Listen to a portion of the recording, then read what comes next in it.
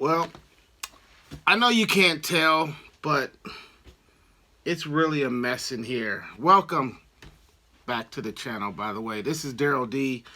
I was just going through some stuff, trying to clean up in here, and I came across a couple of items that I thought was worth sharing with you guys. And so that's what I'm gonna do.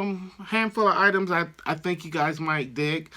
Um, over the years, I've had the pleasure of meeting a whole lot of people from the entertainment business, especially more so hip hop culture, especially when it comes to MCs and rappers and people like that. And this hasn't happened a lot, but I've actually acquired a few gifts from different people.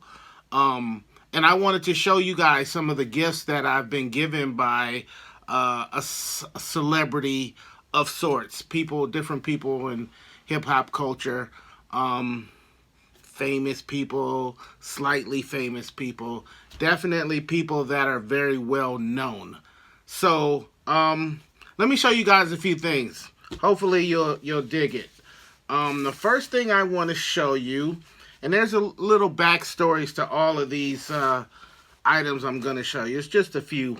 I remember back in the 90s, this must have been 96, I believe. 96, 97, in my hometown of Milwaukee. There was a record store there that opened, and it was a record store and a coffee shop, which had always been an idea that I had. But it was called Your Mother's House. This was on the east side of Milwaukee. Excuse me. And I remember there was this one weekend in particular where they were throwing a DJ battle, to which I was one of the guys that was battling. I think there were like 5 or 6 of us that night. That was happening on a Saturday, if I remember correctly. Saturday night, as a matter of fact. What was also happening on a Saturday night at another venue was the Alcoholics were in town doing a show there. And they had an in-store earlier that afternoon at a record store called Atomic Records, also on the east side of Milwaukee. So I was able to attend the in-store, but unfortunately I wasn't able to go to the concert that night because I was in this DJ battle the same night, which I won first place, by the way, but that's a whole other story. Anyway, I want to show you, this was when the Liquidation album came out, and I've shown this record in another video. There's a couple of these items that I think I may have shown once already, but I took my Liquidation album down there, met all of the guys, and they were nice enough to autograph this record for me. So the one thing I can't remember, I believe it was, it had to have been E Swift.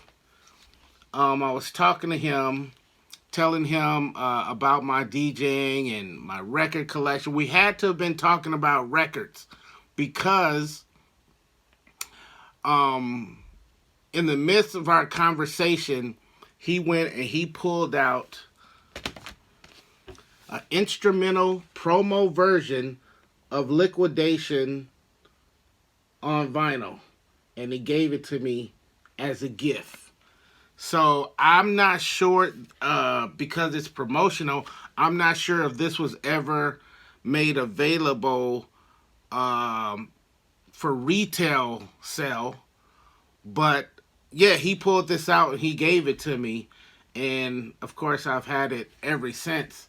So yeah, how cool is that to be hanging out with the alcoholics, and then the DJ E Swift gives you an album, a promo album. How many people have actually seen this album? Has it been many of you?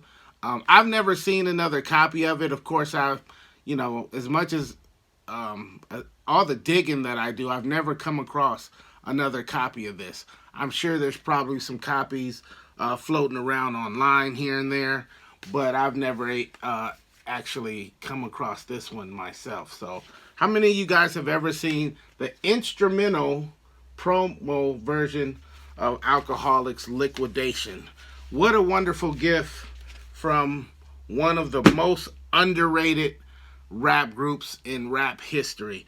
I personally believe that when the greatest rap groups of all time, when that conversation comes up and you hear people mentioning Tribe or Wu-Tang or De La Soul, Alkaholiks needs to be in that conversation every single time.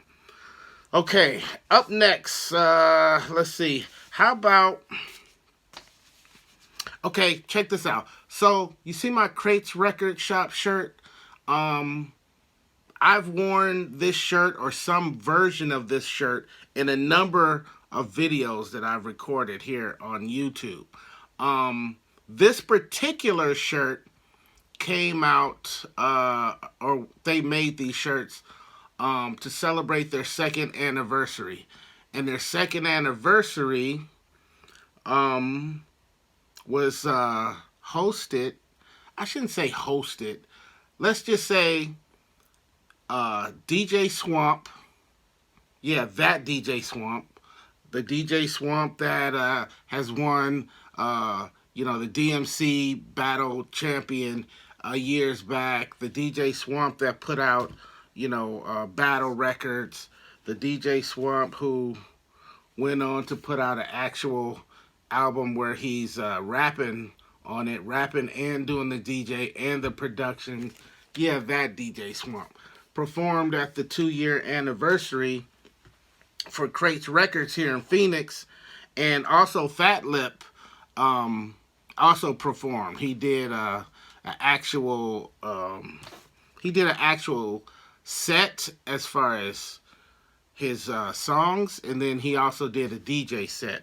And I have a few of these t-shirts. This is what the back of this t-shirt looks like. So that's everybody on there. I got to DJ that night, so it was real cool. But what was cool too is after the show, DJ Swamp gifted me this really cool sticker, which I thought was pretty cool. And it's a nice size sticker too, because usually you see people with these little tiny stickers you can't do anything with. So this is like a 3x6 sticker, 3x7, something like that. So that was pretty cool of him. Now, if you've ever seen Swamp perform, then you know he does some crazy stuff when he's on stage. One of the things he does is he takes records and he breaks them and he throws them around and he completely abuses them. He tries to cut himself. He does some crazy, crazy stuff. And this is one of his scratch 45s that he came out with some years back. This one is called Ruin Vibes. And he did some type of ridiculous, crazy, who knows what,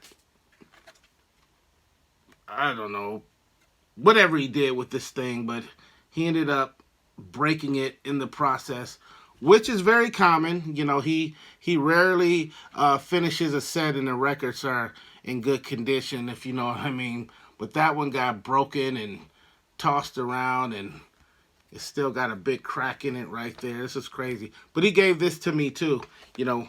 So I got a 45 of one of his performance 45s that he completely trashed and abused at that same show.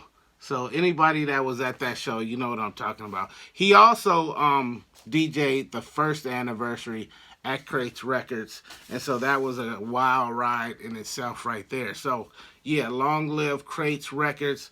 Big ups to Serge and the whole crew over there at Crates. One love. All right. Next thing I want to show you, and thank you, Swamp, for the sticker and the record.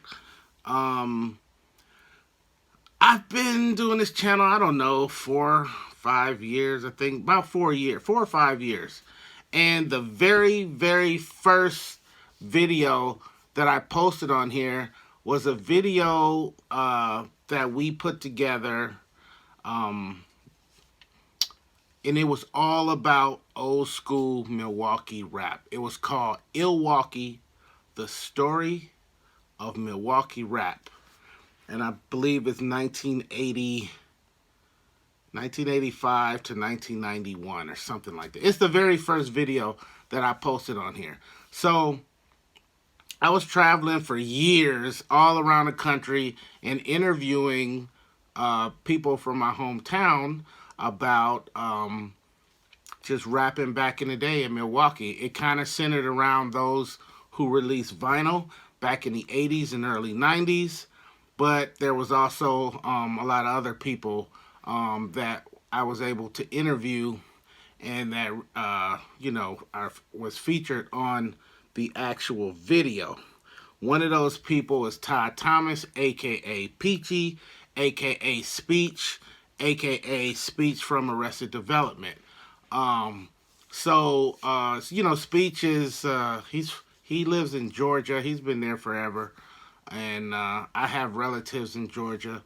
So one year I was down there, and I reached out to him beforehand, and I told him I wanted to talk to him about, the old school Milwaukee vibes, how we used to get down in the 80s.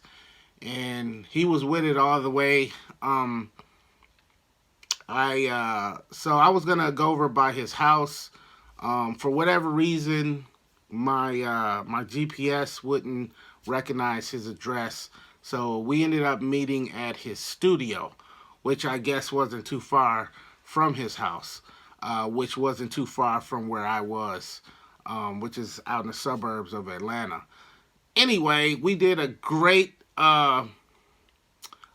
interview, and you can check out a lot of that interview on the Milwaukee, the Story of Milwaukee Rap. Just go back to the first video I shot. You'll see all that footage there.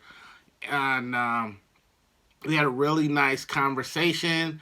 And afterwards, we were just kind of, shooting the breeze and talking about Milwaukee and talking about his career and everything. And I was telling him about my extensive Arrested Development / Speech record collection.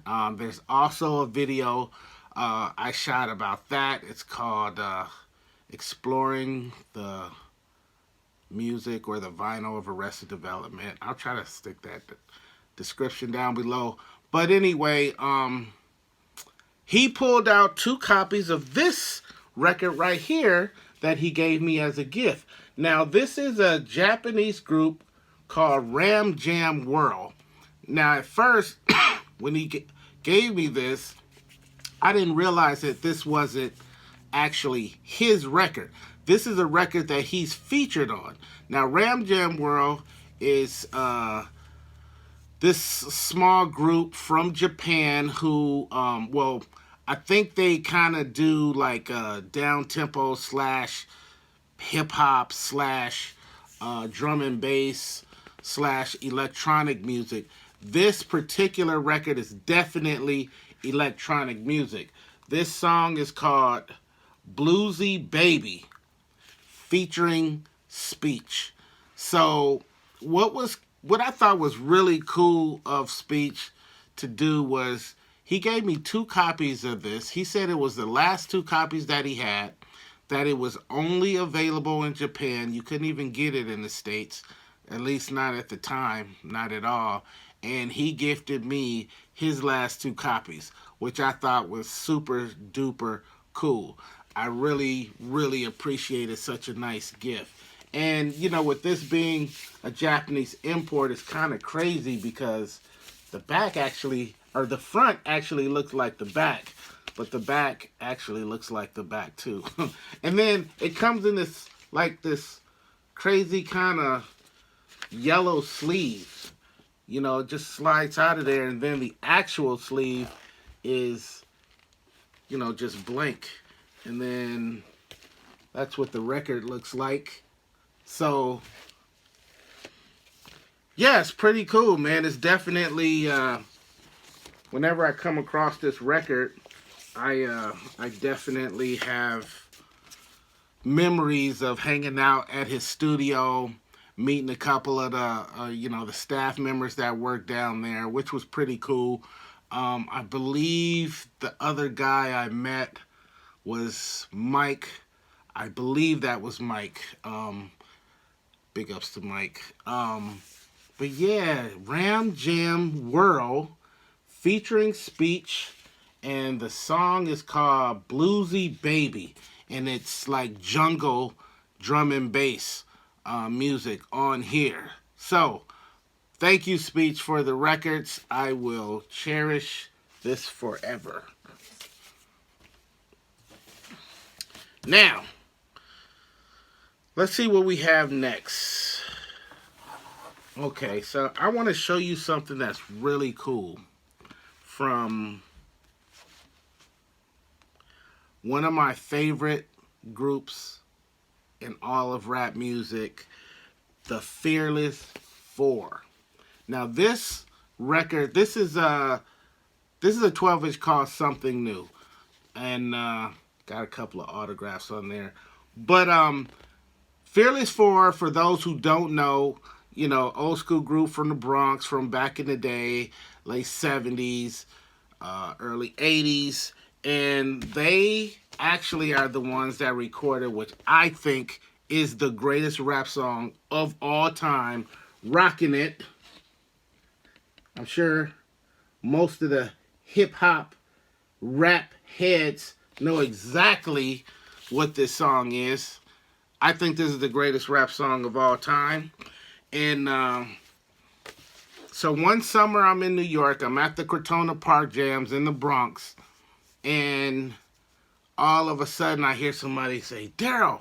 I look over and it's my homeboy DJ Wolf D from Milwaukee. I'm running into Wolf D in the Bronx, of all places in the world. I hadn't seen Wolf in quite a few years by that time. And Wolf had been DJing for Kumo D. And Kumo D quite often did shows with his group, The Treacherous Three. And my boy Wolf D, a high school buddy of mine, was Kumo D's DJ. Still is, as far as I know.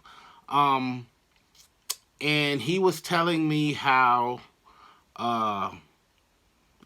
actually, that was the exact same summer that I met Mike C, Mighty Mike C, from the Fearless Four at the park. To which he signed this record for me. Now, here's the thing. Mike C and my boy Wolf D had already known each other because quite often Mike C would perform with Kumo D and the Treacherous Three. Excuse me. So they had known each other very well by that time. And man, when I met Mike C, yo, I just fanned out, told him how much I loved their music, and I told him how much I love the song Rockin' It, and he was really cool. I've met Mike, man, many times over the years since then, and he's always just a really cool stand-up dude. If you want to meet some legends, go to New York in July and check out the Crotona Park Jams every Thursday in July. And you will meet hip-hop legends from all over New York. Anyway, so that was a really cool day, cool experience. And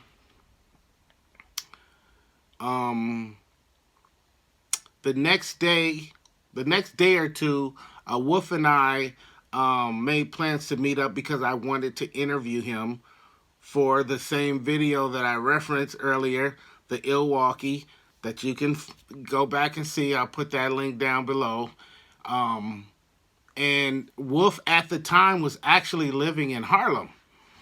Wolf had a long career in the music industry. He was a radio personality and just a club DJ. He's done it all. Um, but we met up, and he told me that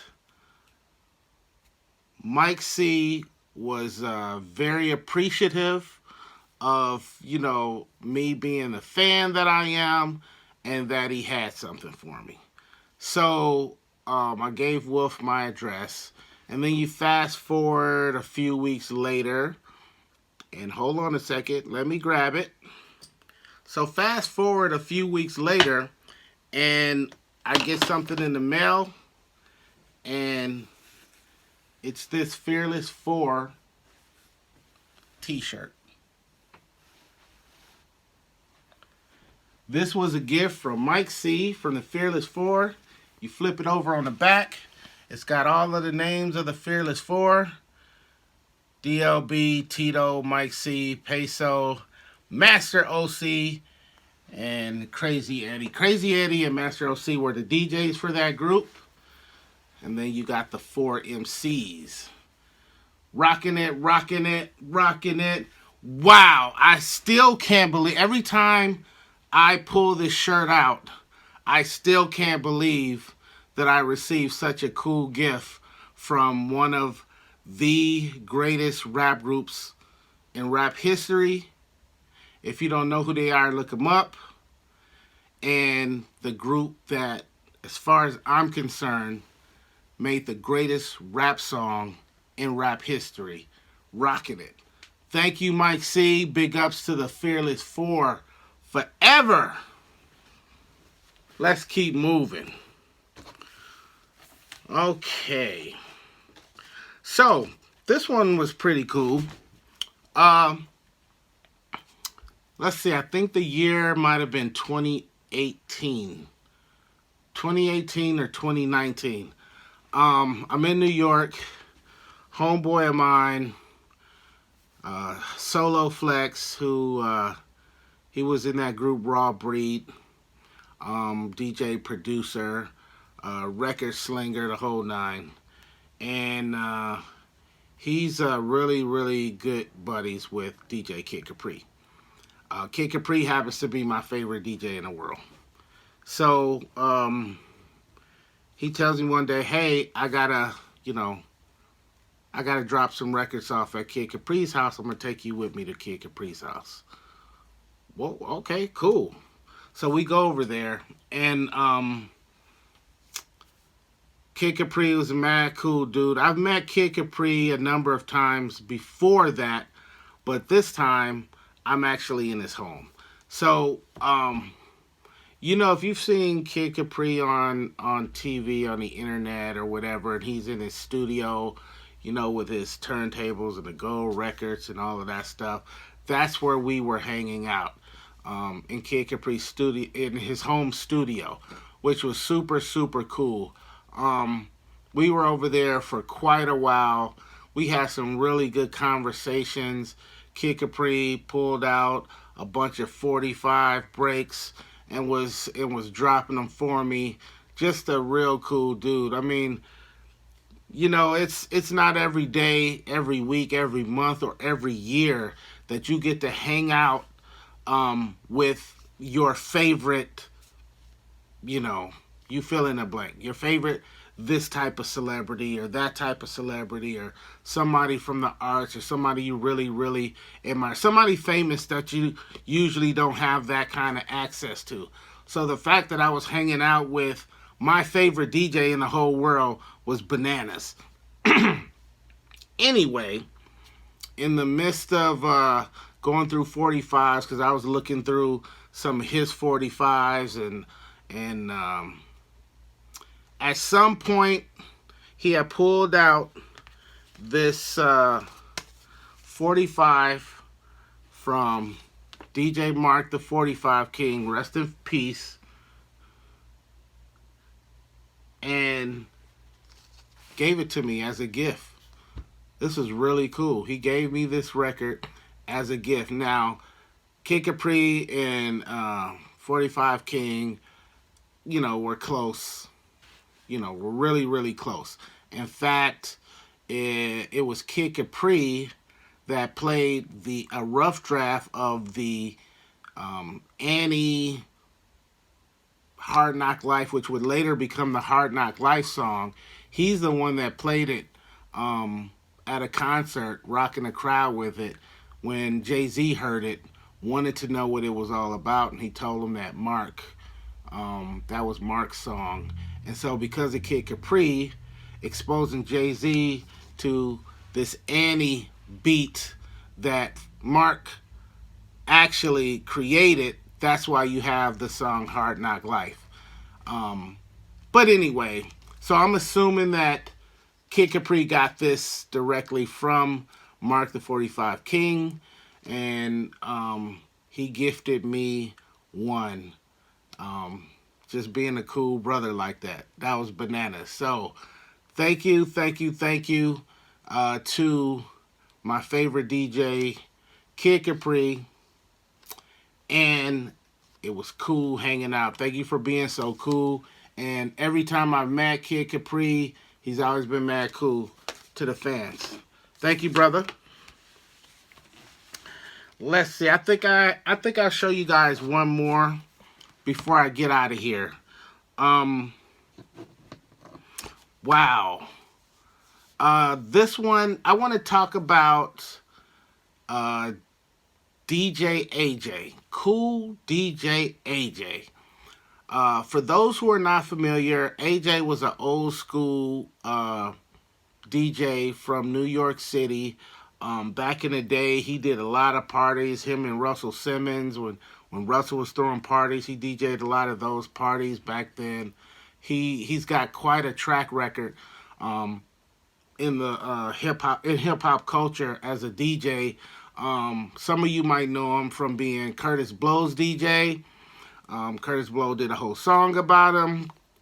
On a previous video, I showed you, as a matter of fact, that video is called My Top 10 Favorite Autograph Records, and I have an autograph from AJ and Curtis Blow on the Ego Trip album, which is hanging up right there.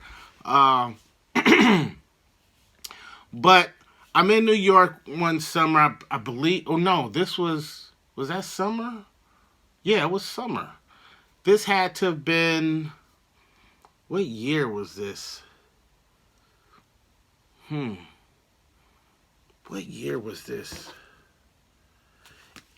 I want to say 2000 and, who was I with during that time? 2006? 2006, I want to say. 2006? 2005? Or was it later than that? I can't even remember. It was mid-2000s, though. I'm not exactly sure. Anyway, if you remember in the Source magazine, after a while, the Source used to have an article in every issue, at least during that time. They had an article about somebody from the old school, somebody from the yesteryears of hip hop culture. So I'm reading a Source magazine. I'm in my hotel. I'm reading the Source magazine, and they do a story on DJ AJ. So I read the article, it's cool and everything, and then at the bottom of the article, and AJ passed away some years back from cancer.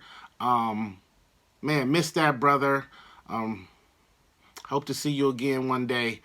But I'm reading this article, and at the end of the article, there's AJ's phone number and his email address. So I called him up.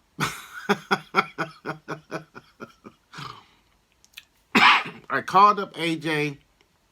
He picked up, and I told him who I was, where I was from. I'm visiting from Phoenix. I'm a big fan, this, that, and the other thing. hey man, I would love to like meet up with you and just chop it up and chill or whatever. And he was like, cool, no problem. He was like, I'm in the studio today working, but how about we meet up tomorrow?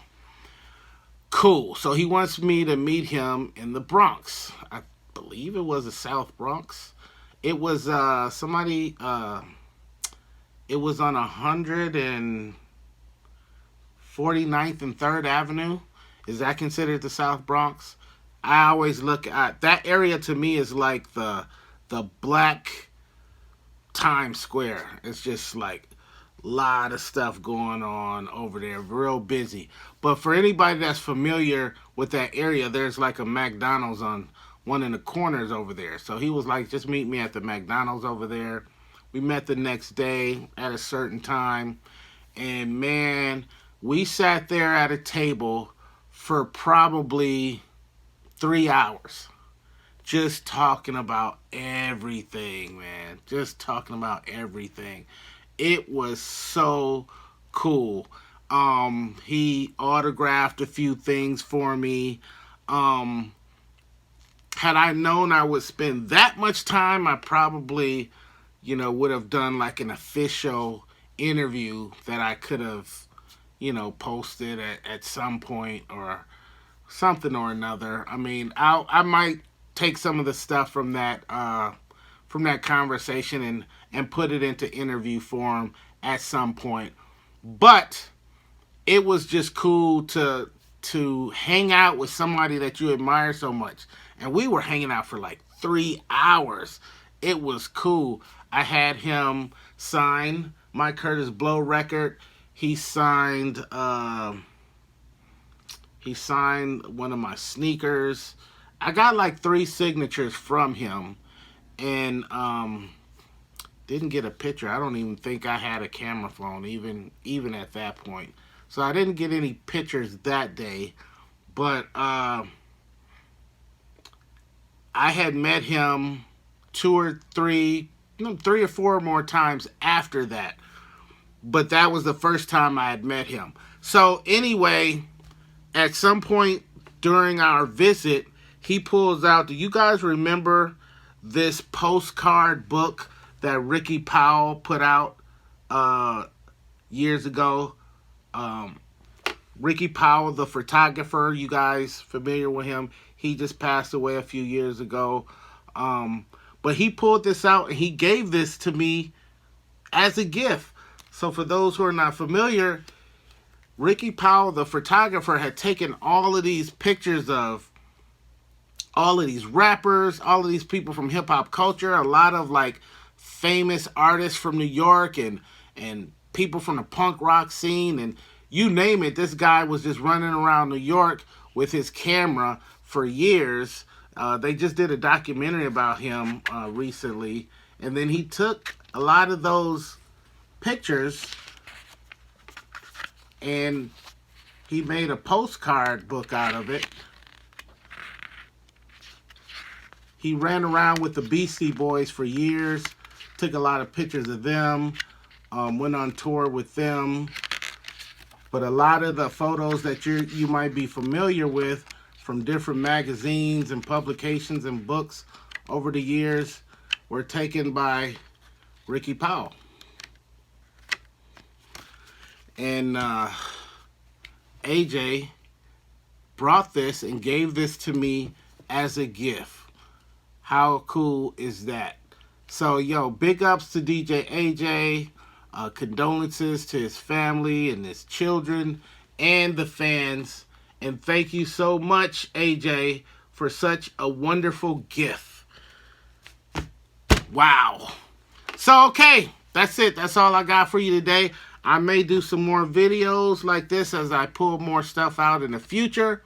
But I wanted to share a few of these things with you guys on this episode of Daryl DTV.